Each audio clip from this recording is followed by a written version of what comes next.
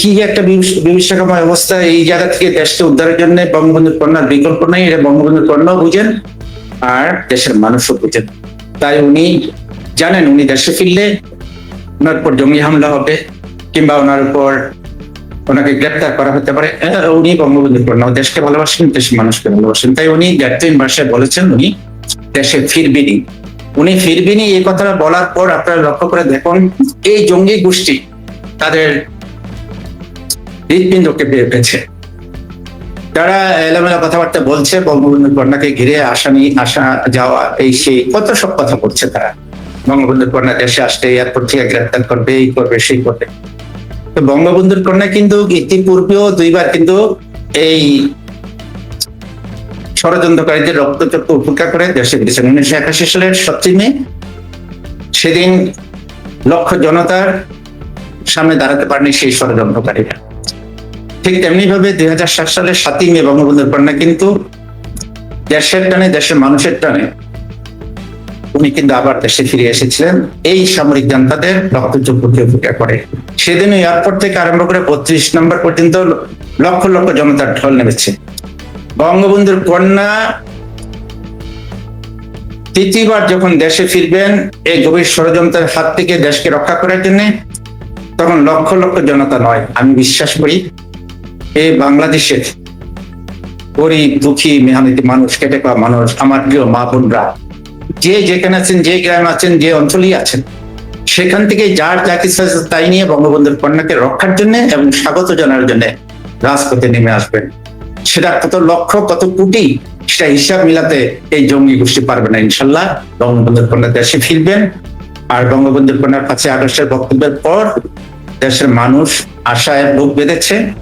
এখন এই জঙ্গিদের হাত থেকে দেশের মানুষ উদ্ধার হবে, মুক্ত বাতাসে মুক্ত আকাশে শ্বাস ফেলবে। দেশের মানুষ একটি বন্দি খাঁচার মধ্যে এখন আছে, এই জায়গাতে উদ্ধার হতে চায়। আর এই জায়গাতে দেশের মানুষকে উদ্ধার করার জন্য বঙ্গবন্ধুর কন্যা রাষ্ট্রনায়ক মাননীয় প্রধানমন্ত্রী শেখ হাসিনার বিকল্প নেই।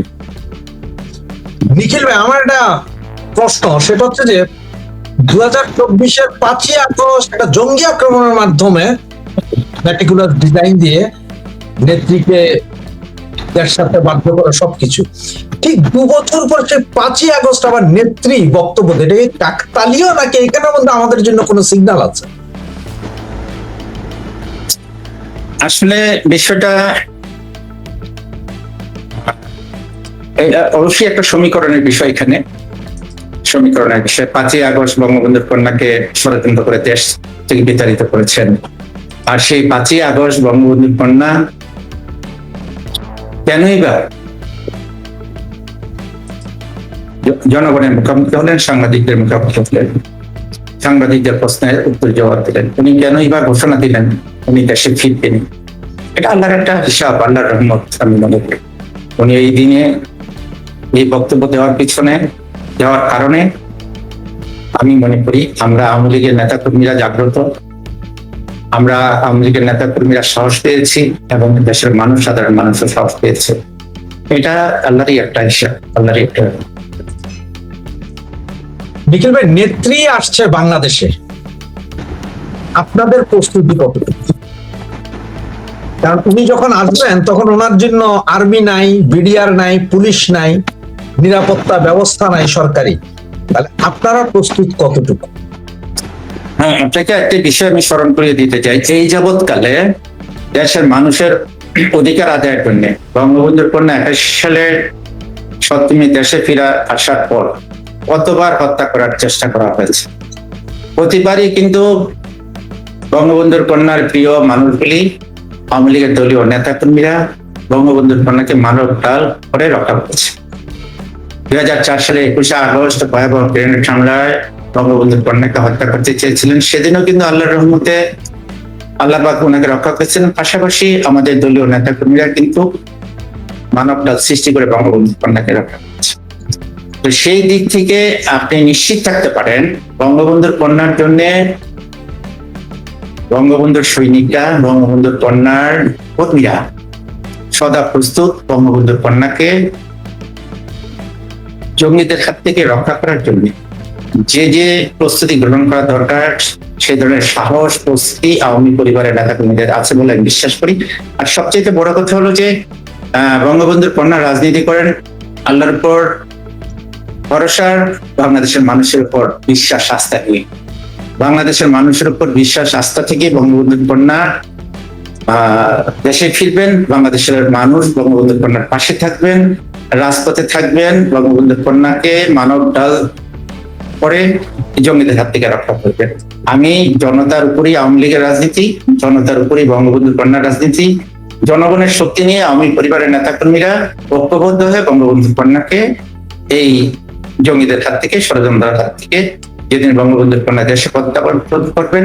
আর তাছাড়া আমি তো মনে করি যে যেদিন বঙ্গবন্ধুর কন্যা দেশে আসবেন সেদিন এই জঙ্গিদের কোনো অস্তিত্বই থাকবে না।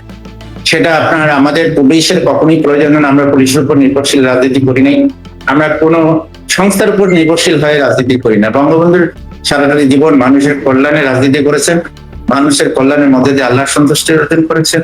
বঙ্গবন্ধুর কন্যা কিন্তু আপনি লক্ষ্য করবেন সারাটি জীবন উনি কিন্তু এই দেশের মানুষের কল্যাণে কাজ করে গেছেন। সেই মানুষের কল্যাণে উনি দেশে ফিরবেন, মানুষই ওনার পাশে থাকবে। আমরা জনতার সাথে নিয়ে বঙ্গবন্ধুর কন্যাকে জঙ্গিদের হাত থেকে রক্ষা করার প্রাণপণ চেষ্টা চালিয়ে যাবো ইনশাআল্লাহ। নিখিল ভাই, আমি প্রতিটা প্রোগ্রাম করার পরে কোথাও থেকে না কোথাও থেকে আমাকে ফোন করা হয় বিভিন্ন সময় বিভিন্ন জন, কারণ আমার যেহেতু ইউটিউব চ্যানেলটাতে আমার নাম্বার দেওয়া আছে সরাসরি। আমাদের কিছুদিন আগে সর্বপ্রথম একটা ফোন পাই নড়াইল থেকে, একজন বৃদ্ধ লোক, তিনি আমাকে ফোন করে আমাকে বলতেছেন যে ভাই এই নেত্রী কবে আসবে, ডেটটা জানান। আমি বললাম যে আমি তো এটা জানি না, ডিসেম্বরের ভেতরে আসবেন আপনারা, ডিসেম্বরের ভেতরে। বলে আপনারা একটা কথা আপনি বারবার বলেন যে নেত্রী আসলে মানুষ যাবে। ভাই আমরা 4 বন্ধু প্রতিদিন আপনার শোগুলা শুনি, এবং আমার বয়স বর্তমানে 75 বছর, ওই ভদ্রলোকের বয়স। আমি বাবারে আমি 2 কেজি চিরা আর আধা কেজি গুড় কিনা রাখছি, আমি গরিব মানুষের চেয়ে বেশি পারি নাই।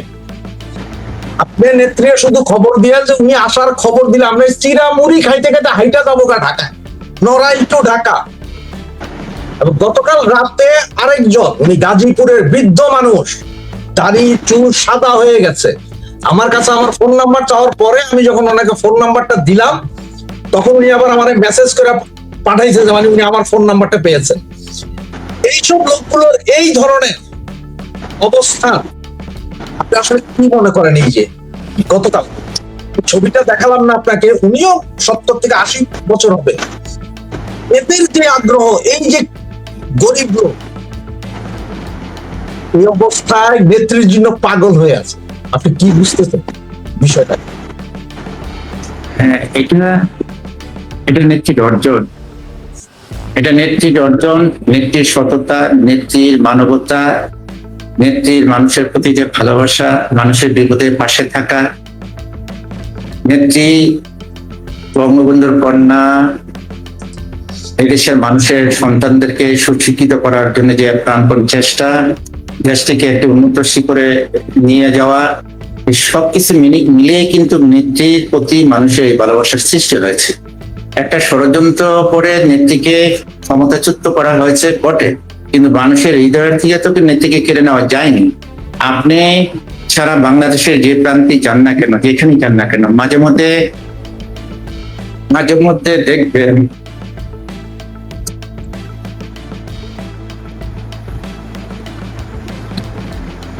অনেক মা নেত্রীকে কান্না করে, ইবাদত নামাজ পড়ে, তাহাজ্জুদ নামাজ পড়ে, আল্লাহর দরবারে দোয়া করে। সর্বভূত শ্রেণীর মানুষ নেত্রীর জন্য দোয়া করে।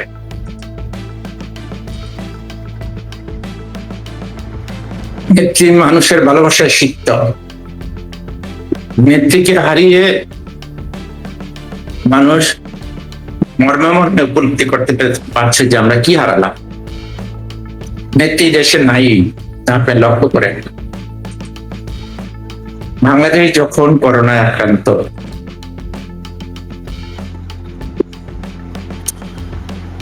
বিশ্বের বিভিন্ন শক্তিশালী দেশগুলো যারা সেই করোনা মোকাবেলা করতে পারছে, মানবতার মা বঙ্গবন্ধুর কন্যা উনি সেই সময় সেই করোনার হাত থেকে দেশের মানুষকে রক্ষা করার জন্য কি না প্রাণপণ চেষ্টা চালালেন। যেমনি করে পারুক উনি ভ্যাকসিন এনে দেশের মানুষকে সেই সেবা উনি দিয়ে গেছেন। যারা সেবা দিয়েছেন তাদেরকে সুরক্ষার জন্য উনি ব্যবস্থা করেছেন, ডাক্তারদেরকে আপনি লক্ষ্য করেছেন। করোনা টেস্ট থেকে আরম্ভ করে সর্বক্ষেত্রে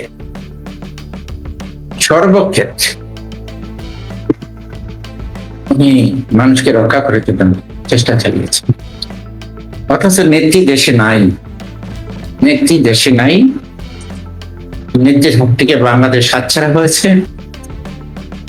আপনারা লক্ষ্য করলেন আমার কত শত শত মায়ের কুল এই হামে আক্রান্তের মায়ের থেকে শিশুগুলো হারিয়ে গেলেন, দেখার কোনো মানুষ নেই।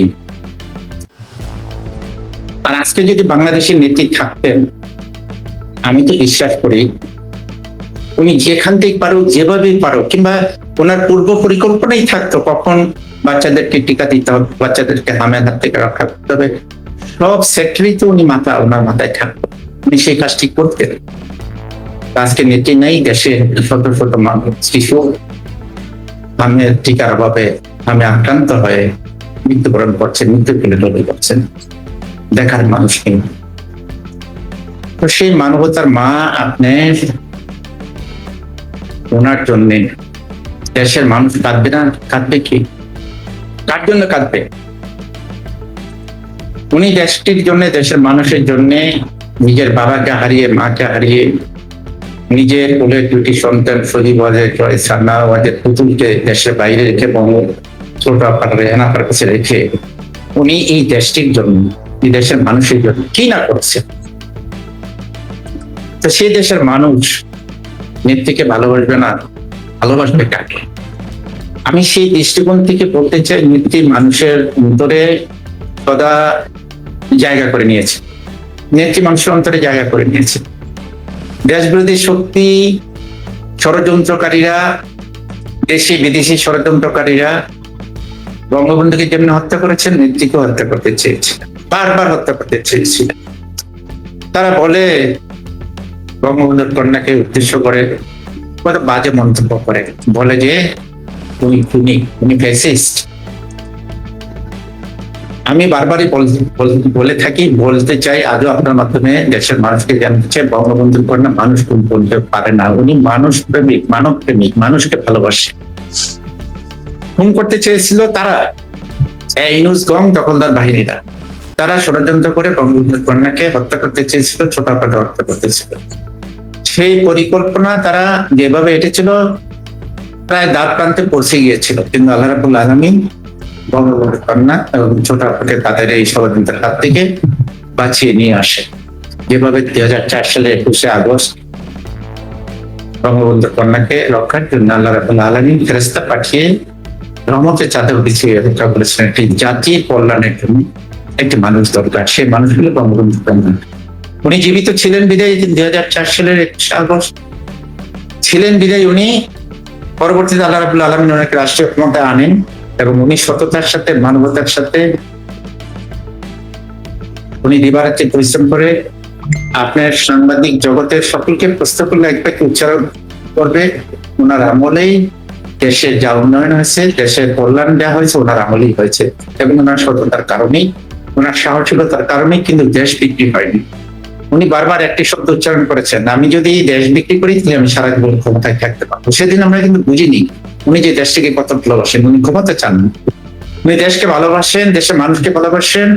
বিদায় যে দেশটি আমার 30 লক্ষ 22 লক্ষ মাগনের ইজ্জতের বিনিময়ে বঙ্গবন্ধু দিয়ে গেলেন, একটি মানচিত্র দিয়ে গেলেন, সেই মানচিত্র বিক্রি করে দিয়ে বঙ্গবন্ধু কোন রাষ্ট্রীয় ক্ষমতায় থাকবে, এটা আমরা ভাবি কেমন করে।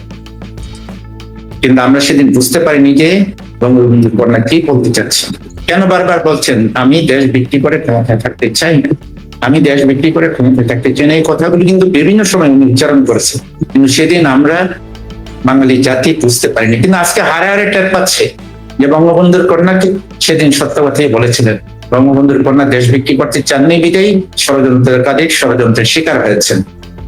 আর উনি দেশ ছাড়া হয়েছেন, আজকে দেশ কোথায়? সেই ষড়যন্ত্রকারীদের বলে বিদেশিদের পূর্বদের দখলে আজকে বাংলাদেশ। অথচ আমি মনে করি বঙ্গবন্ধুর কন্যার প্রতি মানুষের ভালোবাসা আছে। আপনি দেখেন সর্বশ্রেণীর পেশার মানুষ, সকল ধর্মভুক্তের মানুষের প্রতি বঙ্গবন্ধুর কন্যার সজাগ দৃষ্টি থাকতো। হিন্দু সম্প্রদায়, সংখ্যালঘু সম্প্রদায়, অন্যান্য সম্প্রদায় বলেন কিংবা অন্যান্য পেশা, যে সকল পেশার মানুষ, জেলেরা মাছ কখন ইলিশ মাছকে সংরক্ষণ করতে হবে সেটাও তিনি মাথায় সংরক্ষণ করতে, কখন মাছ ধরা বন্ধ রাখতে হবে। আমি শুধু একটা উদাহরণই দিচ্ছি শুধু, সেই সময় জেলেরা কি খাবে, জেলেরা কিভাবে চলবে, সেই ব্যবস্থা তো উনি করেছে। আজকে গরিব দুঃখী মেহনতি মানুষের সন্তানরা পড়াশোনা করতে পারে না অর্থের অভাবে, তাদের সন্তানদেরকে বছরের প্রথম দিন নতুন বই তুলে দিলেন হাতে। আসলে কি বলবো ভাই, এই উনি যখন নতুন বই তুলে দেন দেশের মানুষের হাতে সকল শিক্ষার্থীদের, তখন কিন্তু উনি বলে দেননি যে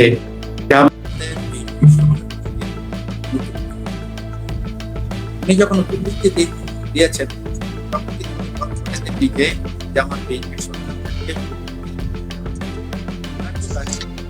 নিখিল ভাই, আপনার সাউন্ডটা শোনা যাচ্ছে না।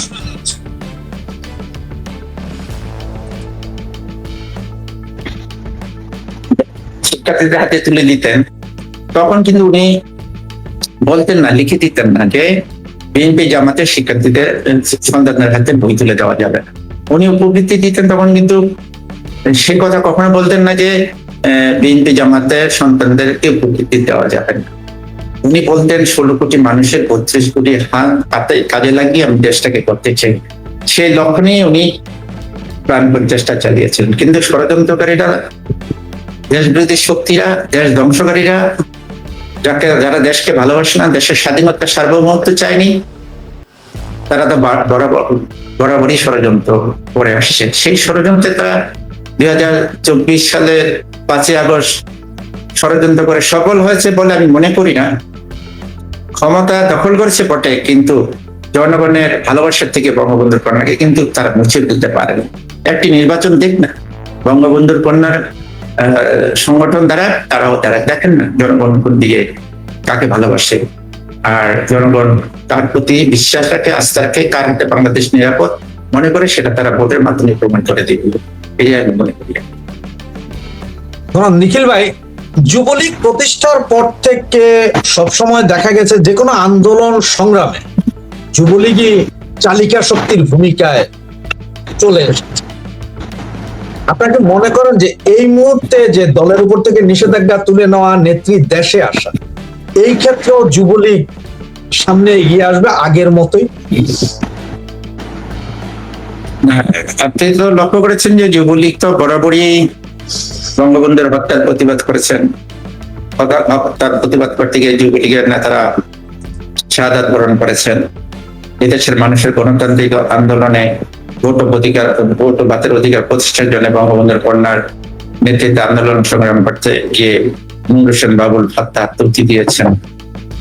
তো এই যাবৎকালে যুবলীগ সৃষ্টি হয়েছিল, বঙ্গবন্ধু সৃষ্টি করেছিলেন যুদ্ধ বিধ্বস্ত দেশকে গড়ার জন্য, যুব শক্তিকে কাজে লাগানোর জন্য।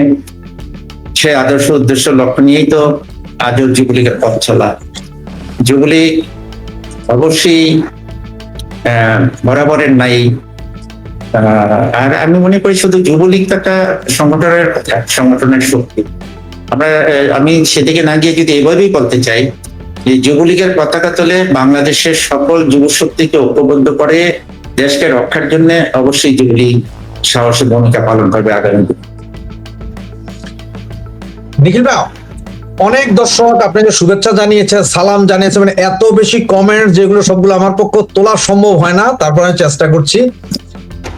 আপনারা দেখা গেল যে গত 1-1.5 মাস যাবৎ যুবলীগ বিভিন্ন জায়গায় কমিটি দিচ্ছিলেন নতুন করে, মানে পুরোনো কমিটির সাথে কিছু লোক জোগাড় করছিলেন। এতে দেখলাম যে সবার মধ্যে একটা উৎসাহ উদ্দীপনা চলে এসেছিল এবং মিছিল মিটিং হচ্ছিল। এই কমিটিগুলো কি আপনারা কি এভাবেই কি দিয়ে যাবেন বাকিগুলো? আসলে একটি রাজনৈতিক দলের মূল উদ্দেশ্য লক্ষ্যই তো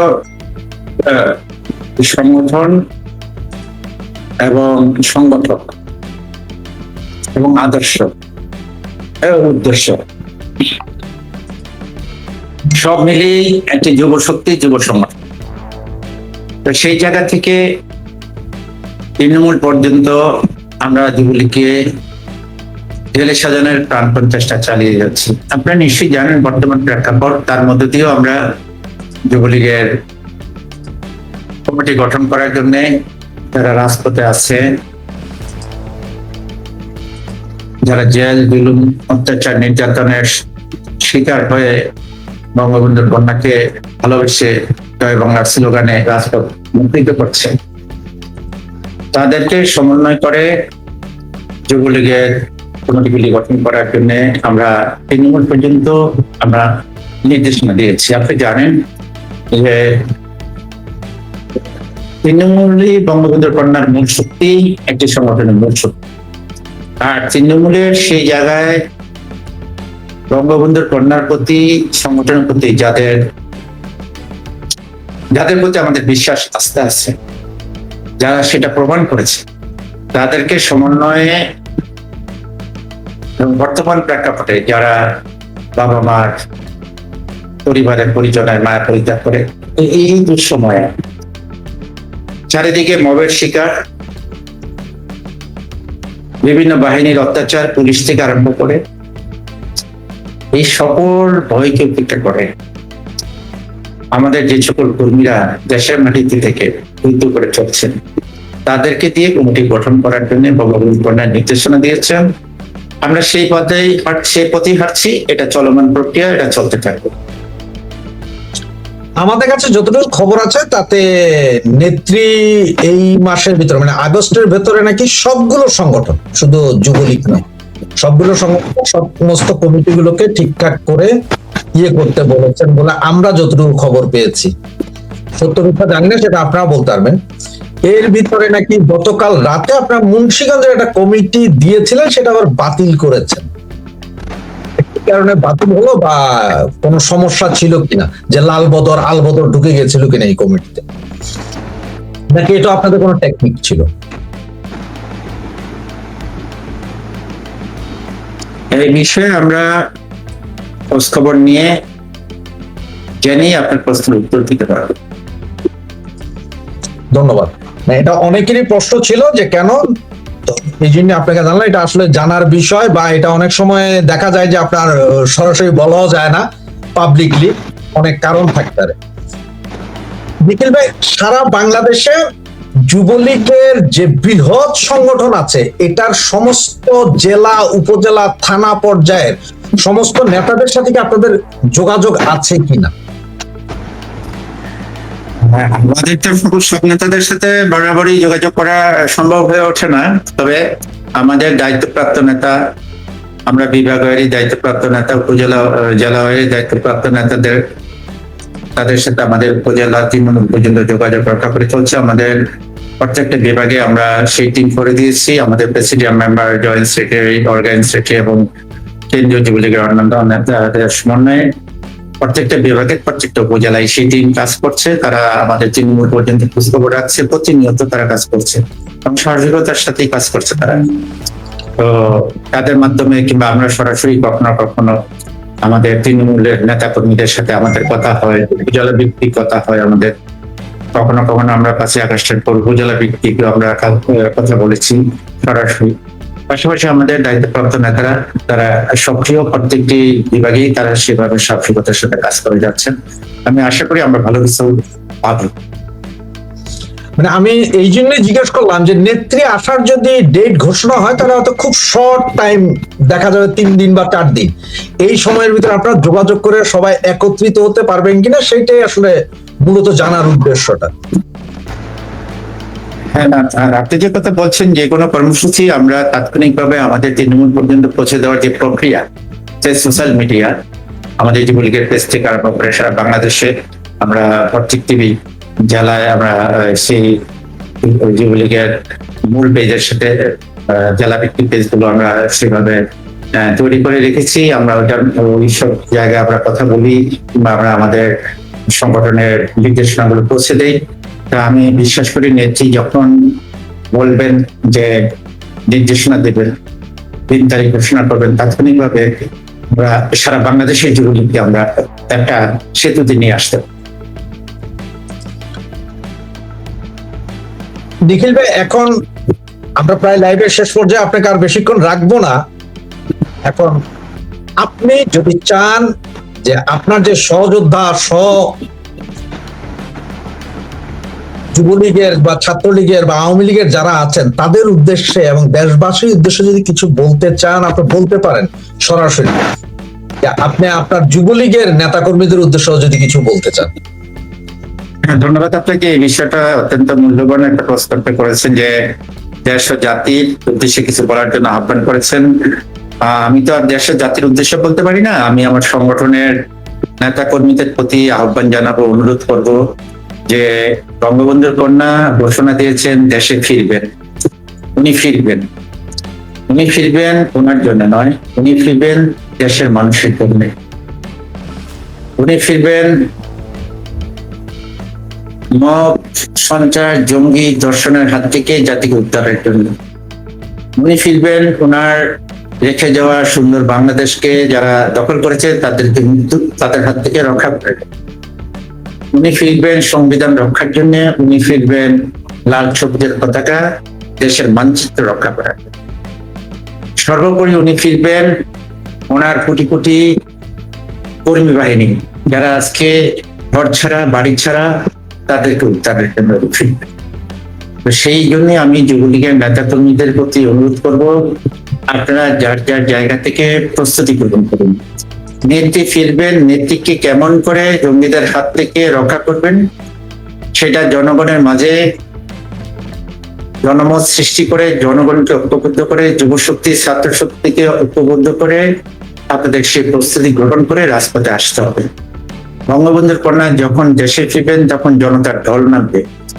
এই জনতার এই স্রোতকে ঠেকানোর ক্ষমতা বাংলাদেশের কোন শক্তি নেই, কিন্তু সেখানে আমাদের ভূমিকাটা কি সেটা আপনারা আমাদের পরিষ্কার করা ভালো, কারণ এটাও একটা ইতিহাসের অংশ হিসাবে থেকে যাবে যে যুবলীগের ভূমিকা কি ছিল, যুবলীগ সেদিন কি ভূমিকায় অংশগ্রহণ করবে। আমি অনুরোধ করতে চাই আপনারা ইতিহাসের সাক্ষী হয়ে সাহসিকতার সাথে সেই দিনটির জন্য প্রস্তুতি গ্রহণ করবেন। এটা আমার যুবলীগের নেতা কর্মী ভাই বোনদের প্রতি অনুরোধ। তারা আমার যুবলীগের নেতা কর্মী ভাই বোনরা তারা কাজ করে যাচ্ছেন দিবারাত্রি। আপনি জানেন অসংখ্য যুবলীগের নেতা কর্মীদেরকে হত্যা করা হয়েছে, অসংখ্য যুবলীগের নেতা কর্মী জেলখানায় হাত পা কেটে পঙ্গু করে দিয়েছে, ব্যবসা বাণিজ্য করে নিচ্ছে। তারপরেও আমাদের যুবলীগের নেতা কর্মী কিন্তু বসে নাই, তারা প্রতিনিয়ত এই স্লোগানে রাজপথ মুক্তিত করছেন কোথাও না কোথাও। সেই গ্রাম বলেন, গঞ্জ বলেন, শহর বলেন, আর ঢাকা রাজপথ বলেন, কোথাও না কোথাও যুবলীগের বিচরণ আপনারা পরিষ্কার দেখতে পাচ্ছেন। আমি আশা করি যে আমাদের যুবলীগের নেতা কর্মীরা সে প্রস্তুতি গ্রহণ করবেন, নেত্রীকে স্বাগত জানাবেন। পাশাপাশি আমি প্রিয় দেশের বঙ্গবন্ধু রেখে যাওয়া বাংলাদেশ, আর সেই বাংলাদেশের যিনি দেশের কল্যাণে সাজিয়েছিলেন, সেই বঙ্গবন্ধুর কন্যার আগমনকে স্বাগত জানিয়ে দেশের মানুষ আপনার নেত্রীর পাশে থাকবেন দেশটি উদ্ধারের জন্য, আপনার ভবিষ্যৎ সন্তানকে একটি সুন্দর বাংলাদেশ দেওয়ার জন্য, এই দখলদার হাত থেকে উদ্ধারের জন্য, জঙ্গিদের হাত থেকে উদ্ধারের জন্য, জঙ্গি রাষ্ট্র সৃষ্টির হাত থেকে রক্ষার জন্য বঙ্গবন্ধুর কন্যার আগমনকে স্বাগত জানিয়ে আপনারা সমর্থন জানিয়ে ওনার আগমনের দিন আপনারা রাজপথে আসবেন, বঙ্গবন্ধুর কন্যার পাশে থাকবেন। এটাই আমার বিনয় অনুরোধ করি প্রিয় দেশবাসীর কাছে, আমার মা বোনদের কাছে, ছাত্র সমাজ, যুব সমাজ, সকল শক্তির কাছে। নিখিল ভাই, যদি আপনাকে আমি ছেড়েই দিতাম, আমি বলেছিলাম যে লাস্ট কোশ্চেন ছিল বা লাস্ট রিকোয়েস্ট ছিল, কিন্তু একটা রিকোয়েস্ট বারবার আমার কাছে পার্সোনালি আসছে, এখানেও আসছে। অনেক তৃণমূল কর্মী জানতে চাচ্ছে যে ওনারা সবাই এখন কাজ করছে, তার মানে ওনারা যারা রাজপথে আছে তাদেরকে কি মূল্যায়ন করবেন কিনা, এই তৃণমূল কর্মীদের জানার ইচ্ছে যে তাদেরকে মূল্যায়ন করবেন কিনা। এই কথাটা বারবার লিখছে যে একটু জিজ্ঞেস করুন, যে নিখিল ভাইকে জিজ্ঞেস করুন যে আমাদের মূল্যায়ন হবে কিনা তৃণমূলকে। এটা এটা এটা আপনার প্রশ্নটা সঠিক প্রশ্ন। আসলে মূল্যায়নটা হওয়া তো উচিত। আর যদি এই জায়গায় আমরা ভুল করি তাহলে আমাদের ঘুরে দাঁড়ানো কঠিন। যারা রাজপথে আছে, যারা জীবনের ঝুঁকি নিয়ে কাজ করছে, তারা যদি মনে আঘাত পেয়ে ঘরে ঢুকে যায়, আর যারা ঘরে এসি রুমে থেকে তারা যদি দায়িত্বে চলে আসে, তাহলে আমাদের এই কৌল দুটোটাই আমরা নষ্ট করে ফেলবো। আমি মনে করি সেই জায়গায় আমাদের সজাগ দৃষ্টি অবশ্যই থাকা উচিত। আমাদের দায়িত্বপ্রাপ্ত সকল সাংগঠনিক নেতৃবৃন্দের কাছেও আমি সে অনুরোধ করবো যে আপনারা তৃণমূলের আওয়াজটুকু শুনুন। তারা কষ্ট করছে কি কারণে, শুধু এই জায়গায় নয়, নেতৃত্ব পরিষ্কার বলেছেন যে যারা জেলে আছে, যারা মবের শিকার হচ্ছে, যারা প্রতিনিয়ত জীবনের ঝুঁকি নিয়ে মিছিল মিটিং করছে, তাদেরকে একটা পরিচয় দেওয়া উচিত, যেন তারা মরে গেলে বলতে পারে যে তারা অমুক ওয়ার্ডের সভাপতি ছিল, অনেক ওয়ার্ডের সাধারণ ছিল, সভাপতি। এই পরিচয়টুকু দেওয়ার পবিত্র দায়িত্ব আমাদের, এটা নেত্রীর নির্দেশনা। তা আমি আপনার মাধ্যমে আমি আমাদের যুবলীগের সকল নেতা কর্মীদেরকে ইতিপূর্বে আমি আমার চেয়ারম্যান সাহেব নির্দেশনা দিয়েছি। তা আজকে আপনার মাধ্যমে আমি সবাইকে অনুরোধ করব যে আপনার নেত্রীর কথাটুকু ধারণ করে সেভাবে আপনারা কর্মীদেরকে মূল্যায়ন করবেন, নীতির নির্দেশনা আপনারা পালন করবেন, আমাদের অনুরোধটুকু আপনারা রক্ষা করবেন। তো আমি মনে করি সেই জায়গা থেকে আমাদের যারা দায়িত্বে আছেন তারা সঠিক নির্বাচনটাই করবেন, তাকে সভাপতি সাধারণ সম্পাদক পদ দেওয়া যায়। এই জায়গায় আমরা আর ভুল করতে চাই না, ভুল করা উচিত না। ভুল করলে সংগঠনের ঘুরে দাঁড়ানো বড় কঠিন বিষয় হয়ে দাঁড়াবে। যুবলীগের কর্মী ভাইরা তারা প্রশ্ন করছিলেন যে আপনাদের মূল্যায়ন হবে কিনা। নিখিল ভাইকে প্রশ্ন করার পরে উনি বলছেন নেত্রীর নির্দেশনা আছে, ওনারা চেষ্টা করছেন। আপনাদেরকে সহযোগিতা করতে হবে সকলকে, কারণ হচ্ছে যে আপনি যদি ঘরে বসে থেকে যদি বলেন যে আমার নেতা বানানো হলো না কেন, পরে গালাগালি করলে তার কোনো ফল হবে না। ওনাদেরকে জানাইতে হবে কারা রাজপথে আছে আর কারা নেই। যেটা উনি বললেন যে নেত্রীর নির্দেশনা আছে, এবং উনি এটাও স্বীকার করলেন আপনাদের মূল্যায়ন যদি না হয় ঘুরে দাঁড়ানো অসম্ভব। এরপরে মনে হয় আপনাদের আর কোনো কিছু থাকতে পারে না, উৎসাহ উদ্দীপনা নিয়েই নামুন, মূল্যায়ন হবে। যতদিন নেত্রী বেঁচে থাকলে আপনাদের মূল্যায়ন হবে। এই ওয়াদা কিন্তু নিখিল ভাই নিজেও করেছেন। আমি আরেকটা বিষয় আপনাকে একটু শেয়ার করতে চাই। আমি কর্মীদের সাথে আমার ব্যক্তিগত পছন্দের কারণে আমি কর্মীদের সাথে বেইমানি করতে পারি, কিন্তু বঙ্গবন্ধুর কন্যা বঙ্গবন্ধুর কর্মীদের সাথে বেইমানি করবে না। আর বঙ্গবন্ধুর কন্যার সাথে তৃণমূল কখনোই বেইমানি করে নাই, ভবিষ্যতে করবে না। আর আরেকটি বিষয় আমি একটু শেয়ার করতে চাই যে আপনারা লক্ষ্য করেছেন 5ই আগস্টের পর বঙ্গবন্ধুর কন্যা মাননীয় প্রধানমন্ত্রী কিন্তু একেবারে তৃণমূল পর্যন্ত কথা বলেছেন।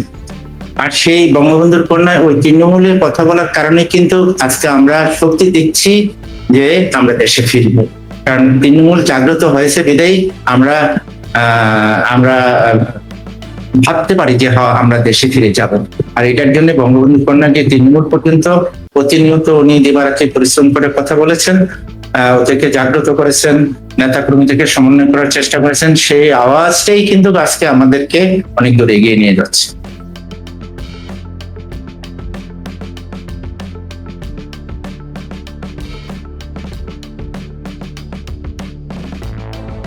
বঙ্গবন্ধুর কন্যা সাজানো বাগানটিকে ধ্বংস করে দেয়। সেই দিবসটিতে জাতি, দেশ বিদেশে যারা বাঙালি আছেন, বাংলাদেশের মানুষ আছেন, যারা দেশকে ভালোবাসেন, মানুষকে ভালোবাসেন, তারা গভীরভাবে মর্মাহত হয়। সেদিনের পর থেকে প্রতিনিয়তই বঙ্গবন্ধুর কন্যার বিরুদ্ধে মিথ্যাচার, অপপ্রচার, দেশের দূতের ষড়যন্ত্র, দেশের মানুষকে জিম্মি করা, হত্যা করা, ধর্ষণ করা, প্রতিনিয়ত খুন খারাপি এবং বাংলাদেশ স্বাধীন সার্বভৌম রাষ্ট্রটিকে একটি ব্যর্থ রাষ্ট্র হিসেবে বিশ্ববাসীর কাছে পরিচয় করে দেওয়ার একটা অপতৎপরতা চলছে প্রতিনিয়ত। বঙ্গবন্ধুর কন্যার দেশের মানুষের প্রতি ভালোবাসা, দেশের মানুষের প্রতি দায়বদ্ধ থেকে উনি 5ই আগস্ট গণমাধ্যমের সামনে মুখোমুখি হয়ে উনি প্রশ্নোত্তর পর্বের জবাব দিয়েছেন এবং উনি বক্তব্য রেখেছেন। ওনার এই বক্তব্যের পর থেকে আমরা লক্ষ্য করি যে দেশে বিদেশের যে সকল সংবাদ মাধ্যম কিংবা দেশি বিদেশি যারা এই রাজনীতির বিশ্লেষক, তাদের মাঝে একটা সত্য বিষয় পরিষ্কার ফুটে উঠেছে। সেই বিষয়টা ছিল এতদিন ছিল অন্ধকারে। বঙ্গবন্ধুর কন্যাকে ঘিরে অনেক মিথ্যাচার, অপপ্রচার তারা করেছে। সেই জিনিসটা উনি পরিষ্কার করে দিয়েছেন 5ই আগস্ট। সেটা সারা বিশ্বের গণমাধ্যমগুলি তুলে ধরেছেন, বিশ্ববাসী জেনেছেন, দেশের মানুষ জেনেছেন, এবং দেশের মানুষ বঙ্গবন্ধু কন্যার ওই বক্তব্যের পর দেশের মানুষ আপনারা লক্ষ্য করবেন, দেশের মানুষ, যে মানুষগুলি এতদিন বঙ্গবন্ধুর কন্যার দেশে ফিরা, বঙ্গবন্ধুর কন্যা কখন আসবেন, শেখের বেটি কখন আসবেন, গরিব দুঃখী মেহনতি মানুষ খেটে খাওয়া মানুষের এক বুক আশা যে বঙ্গবন্ধুর কন্যা দেশে আসবেন, আবার এই বাংলাদেশটিকে হাল ধরবেন। তো বঙ্গবন্ধুর কন্যা সেদিনের বক্তব্যতে পরিষ্কার করেছেন যে উনি দেশে ফিরবেন। কেন ফিরবেন? উনি দেশের মানুষের প্রতি ওনার দায়বদ্ধতা, উনি দেশের মানুষকে ভালোবাসেন, স্বাধীন সার্বভৌম রাষ্ট্রটিকে রক্ষা করার জন্য, ভবিষ্যৎ প্রজন্মের জন্য একটি সুন্দর বাংলাদেশ রক্ষার জন্য, এবং এই জঙ্গিদের হাত থেকে দেশকে উদ্ধার করা, জাতীয় পতাকা, জাতীয় সঙ্গীত এবং সংবিধানকে রক্ষা করার জন্য উনি দেশে ফিরবেন। সর্বোপরি উনি দেশে ফিরবেন ওনার নিজের জন্য নয়, নিজের জন্য যে স্বপ্ন নিয়ে বাংলাদেশটি 30 লক্ষ শহীদ, 2 লক্ষ মা বোনের ইজ্জতের বিনিময়ে বঙ্গবন্ধু সৃষ্টি করেছিলেন, আর সেই বঙ্গবন্ধুর স্বপ্নকে তিনি বাস্তবায়ন করেছিলেন বাংলাদেশের মাটিতে। আপনারা লক্ষ্য করেছেন 2008 থেকে 2024 রাত পর্যন্ত দিবা রাত্রি পরিশ্রম করে নিজের সন্তানদের মায়া পরিত্যাগ করে নিজে দেশের মানুষকে ভালোবেসে উনি নিরলস পরিশ্রম করে দেশটিকে সাজিয়েছিলেন। কিন্তু ওনাকে ঘিরে তো বরাবরই ষড়যন্ত্র। 1975 সালে বঙ্গবন্ধুকে হত্যা করার পর ওনাকে দেশে আসতে দেয়নি। উনি দেশের মানুষের জন্য বঙ্গবন্ধু রেখে যাওয়া বাংলাদেশের মানুষকে এই দখলদার বাহিনীর হাত থেকে উদ্ধার করার জন্য 1981 সালের 7 দেশে ফিরেছেন। বারবার ওনাকে হত্যা করার চেষ্টা করা হয়েছে। উনি জীবনের ঝুঁকি নিয়ে, উনি জানেন ওনাকে হত্যা করবেন, তারপরে উনি জীবনের ঝুঁকি নিয়ে দেশে ফিরেছেন, লড়াই সংগ্রাম করে বাংলাদেশের মানুষের ভোট বাতিল অধিকার প্রতিষ্ঠা করেছেন, রাষ্ট্রীয় ক্ষমতা এসেছেন, দেশকে দিয়েছেন, জাতিকে দিয়েছেন, ভবিষ্যৎ প্রজন্মের জন্য একটি সুন্দর বাংলাদেশ উনি সাজিয়েছিলেন। তো সেই দেশটিকে ধ্বংস করা হয়েছে, এই দেশটিকে উদ্ধার করা ওনার পবিত্র দায়িত্ব উনি মনে করেন এবং জাতীয় মনে করেন। দেশের সর্বশ্রেণী পেশার মানুষ আজকে এটি এক কথায় এক বাক্যে এই কথাটি বলতে চায় যে বঙ্গবন্ধুর কন্যার হাতে দেশ যতদিন ছিল ততদিন নিরাপদ ছিল। নিরাপদ ছিল আমার মা বোনরা। আমার মা বোনরা আজকে যেভাবে ধর্ষিত হচ্ছে প্রতিনিয়ত, আপনি লক্ষ্য করেন মা বোনকে ধর্ষণ করে নদীতে পাশে দেওয়া হচ্ছে, পুকুরে পাড়ে ফেলে রাখা হচ্ছে, বাচ্চারে। এগুলো কিন্তু ভারত বাংলাদেশ সম্পর্কের নিরিখে বাংলাদেশের, বিশেষ করে যারা বাংলাদেশে ভারত ঘৃণা সৃষ্টি করেছে, হিন্দু ঘৃণা সৃষ্টি করেছে, তাদের পার্সপেক্টিভের আলোকে দেখতে গেলে এগুলো কিন্তু তারা ভিন্নভাবে ব্যাখ্যা করবে। আমি অবশ্য আপনাকে সতর্ক করছি এই জন্য নয় যে আপনি ভুল আছেন, আমি মনে করি আপনি সঠিক আছেন, কিন্তু আমাদের দুই দেশের বৃহত্তর স্বার্থের খাতিরে কিছু কথা আমাকে কিন্তু বলতেই হবে, এবং সেটা আমি সবসময় আপনার দেশ সম্পর্কে আমি অনেক কঠোর সমালোচনা করি। একটা সমালোচনা আমি সবসময় করি যে ভারত বাংলাদেশ, বিশেষ করে মুক্তিযুদ্ধের পক্ষের বাংলাদেশ এবং ভারতের সাথে যে একটা টেকসই সম্পর্ক হলো না, সেটার জন্য কিন্তু ভারতীয়রা অনেকাংশে দায়ী আছে। আমাদের দিক থেকে আমরা শুধু সব সময় আমরা ভিন্নভাবে অনেক সময় প্রধানমন্ত্রী শেখ হাসিনাকে দায়ী করি, কিন্তু আপনাদের যে নানান ভুল ভ্রান্তি আছে সেগুলো একটু আপনাদের খেয়াল রাখা উচিত। আপনারা নিশ্চিতভাবে জানেন বাংলাদেশ 2 ভাগে বিভক্ত। আপনি সৌভাগ্যবান যে আপনার রাষ্ট্র কিন্তু 2 ভাগে বিভক্ত নয়। আপনার রাষ্ট্রে সরকার কংগ্রেসের হোক বিজেপির হোক, আপনাকে কিন্তু নীতি পরিবর্তন করতে হয় না। আপনাদের সরকার পরিবর্তন হয় ব্যালটের মাধ্যমে। আপনারা পৃথিবীর 1 নাম্বার গণতান্ত্রিক দেশ। এগুলো, এই সৌভাগ্যগুলো কিন্তু আমাদের এখানে নেই। আমাদের এখানে নিরন্তর যুদ্ধ হলো। 1971 সালে আমরা যুদ্ধ করেছিলাম, যুদ্ধ করে আমরা পাকিস্তান থেকে স্বাধীন হয়ে বাংলাদেশ গঠন করেছি। সেই সংগ্রামে আপনারা রাষ্ট্র হিসাবে আমাদের সহযোগী হয়েছিলেন। সেখান থেকে কিন্তু আমাদের পথ চলা, ঐতিহাসিক পথ চলা বলতে পারেন ভারত বাংলাদেশ, কিন্তু আমরা বাংলাদেশটাকে মুক্তিযুদ্ধের পক্ষের শক্তির হাতে রাখতে পারিনি। আমাদের রাষ্ট্র সেই 1971 সালে যারা পরাজিত হয়েছিল, যারা জেনারেল নিয়াজির হাত ধরে আত্মসমর্পণ করেছিল, তারা কিন্তু বাংলাদেশে সেই 1971 সাল থেকে তারা মাথাচাড়া দিয়ে উঠতে থাকে এবং উঠতে উঠতে উঠতে ক্রমে নানান উত্থান পতনের মধ্য দিয়ে উঠে তারা কিন্তু 2024 সালে বাংলাদেশটাকে দখল করে ফেলেছে এবং মুক্তিযুদ্ধের পক্ষে শক্তি তারপর থেকে বাংলাদেশে নানান নির্যাতনের শিকার, নানান মানবাধিকার লঙ্ঘনের শিকার, সেগুলো আপনারা কম বেশি জানেন। দীনেশ ত্রিবেদী সাহেব, আপনি যেভাবে প্রধানমন্ত্রী তারেক রহমানের প্রশংসা করছেন, আমি তার সাথে একমত হতে রাজি আছি। এবং আপনি যেভাবে বললেন যে মানুষে মানুষে সুসম্পর্ক আছে, সেটা আছে কিনা সেটা আমরা একটু খতিয়ে দেখি। আপনি অবশ্য একটা ভালো কাজ করেছেন, আপনি ভারতের যে ভিসা সেন্টার আছে সেখানে শিশুদের জন্য একটা বিশ্রামাগার আজকে উদ্বোধন করলেন।